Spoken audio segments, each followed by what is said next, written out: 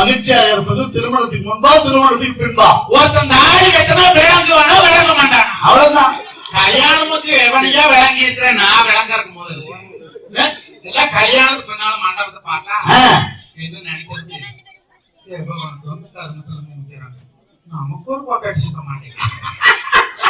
கல்யாணத்துக்கு முன்னாலே கல்யாணம் முடிச்சதுக்கு அப்புறம் இந்த மண்டபத்தை பார்த்தா பாலாப்பணம் மண்டபத்துல நீ வச்சு செஞ்சிடணும்.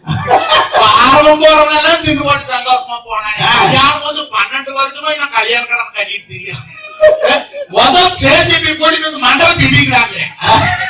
அன்னைக்கு பாக்குறது பொறுத்து கல்யாண பத்திரிக்கை திருப்பி பாத்துருக்கேன். என்ன பார்த்தா எடுத்துக்கிட்டு இந்த மாதிரி பாக்குறேன். என்ற கல்யாண பத்திரிக்கை 27 வருஷம் ஆச்சு அதை பாக்குறியா? நீ இல்ல எல்லாத்தையும் ஒரு மருந்து பாட்டில் வாங்கினா கூட எக்ஸ்பைரி டேட் போட்டு கொடுக்குறாங்க. இந்த கல்யாண பத்திரிகையில் மறந்தாப்புல ஏதோ ஒரு எக்ஸ்பைரி டேட் போட்டு கொடுத்துருப்பாங்களா? இதோட இந்த கல்யாணம் எக்ஸ்பைரி ஆகாதான்னு நினைக்கிறேன். அளவுக்கு ஆயிட்டேன். இந்த பணம் செல்லாதுன்னு அறிவிச்சிருப்பாரு. சத்தியமா பணம் செல்லாதுன்னு அறிவிச்சது கூட இது வரைக்கும் நடந்த கல்யாணம் எல்லாம் செல்லாதுன்னு அறிவிச்சிருந்தா எங்காலும் டப்புன்னு குசி சந்தோஷமா இருக்கு.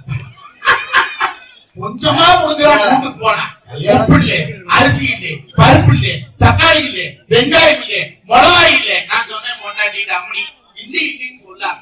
எந்த குடும்பத்துல ஒரு பொம்பளை இல்ல இல்ல இல்லைன்னு சொல்றாளோ அப்படியா உப்பு டப்பா காலியா இருக்குது, அரிசி டப்பா காலியா இருக்குது, பருப்பு டப்பா காலியா இருக்குது, புதுசு பேக்கெட்டு காலியா தான் இருக்கு.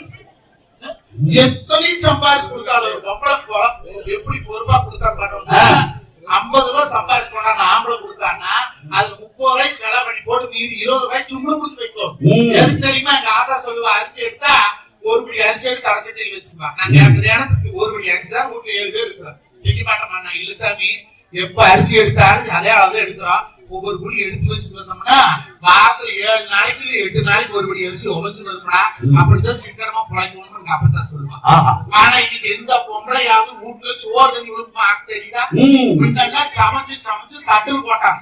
இப்ப போற சமைச்சு சமைச்சு நெட்டு போடுறாங்க. எல்லாம் ஸ்டேட்டஸ். என் வீட்டுல தக்காளி சாதம் ஸ்டேட்டஸ், தயிர் சாதம் ஸ்டேட்டஸ். அதுக்கெல்லாம் ஸ்டேட்டஸ் இருப்பாங்க. எதுக்கு அன்னைக்கு சோறாக்கி போட்டாங்க. சாப்பிட்டு பார்த்து என்னவே குழம்பு அது ஏதோ இருக்கு. நான் யூடியூப் பார்த்து சமைச்சிருந்தேன். வாழ உப்பும் இல்ல உரப்பும் இல்ல வாய்க்கு மனதுல காருக்குது. அந்த யூடியூப் சேனல் எடுத்து கொடுத்தான். அது அந்த கீழே அதை கொடுத்து சமைக்கிறது மரியாதை கம்மி பண்ணிடுறாங்க. கொள்றாங்க மரியாதையை போன வேண்டாங்க. ஏன் பிப்ர பண்ணீங்க? கீழே என்ன போட்டுக்கிறேன் சமைக்க பாருங்க போட்டுக்கிறேன். யார சாப்பிட்டு பார்க்க சொல்லுங்க. அடுத்த யூடியூப் பார்த்து அதுல எண்ணெய் ஊத்தி